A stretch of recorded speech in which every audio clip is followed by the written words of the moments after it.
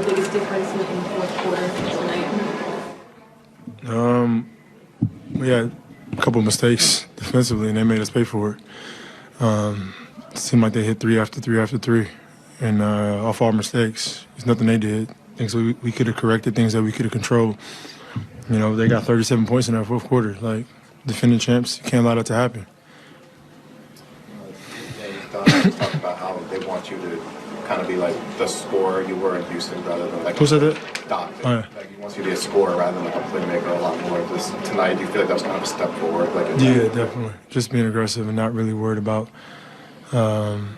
anything but being aggressive. Getting my teammates involved will happen. But that was kind of my mindset tonight. You've obviously played on the ball a lot over the past bunch of years. It seems like when you're getting some of these swings, you're sort of not used to catching, shooting, being that open. Is that something you have to kind of retrain your brain to do? that, and then the swing is there. You know what I mean? Like, I feel like they're rotating to me, so the swing opportunity is there. But that's something I do have to get used to, just by being ball dominant for so many years now. A guy like Joe who gets double teams in the post and the ball gets swung to me. Sometimes I got to shoot it. So I watch film and try to be better for next, as time goes on.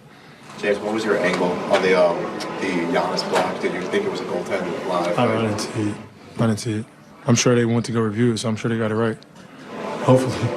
On the concept of being aggressive, Doc mentioned that you guys had a good talk today. Just how did that conversation go from your perspective, and maybe how much did that play into kind of the way you came out? Yeah, I'm trying to get it right. Like, I'm trying to be the best James Harden I can be, and I'm trying to make sure that I'm doing the things necessary to help my team win. So whatever that needs to be. So I just kind of was I had to talk to him. We talked for maybe a half hour on things, and he basically just told me to sum it all up, to go out there and just be you. And that was kind of my mindset today. So it felt good just to have that confidence from Doc and, from here on out. Sometimes these possessions can get overblown in the middle of the game. But where do you think you guys are as a late game execution team? Work in progress, something that we have to be detailed on and focus on, and which is Doc. Some of the things that Doc has been preaching these last few weeks. It seemed like the last two teams we played, execution in the fourth quarter was, top tier, and that's where we need to be.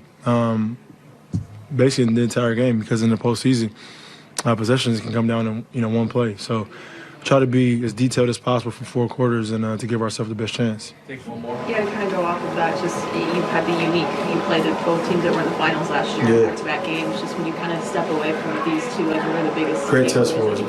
Great. We didn't win, both of the games, but we really gave ourselves a chance, and we did. We played two pretty solid games. We just had some missed lapses throughout the course of the games, whether tonight in the fourth quarter, really based in the second half of the Suns game, and which they took advantage of it. So, some things to work on, some things to be mindful of, and just continue to get better. And we got 6-7 games left until it get real. Thanks.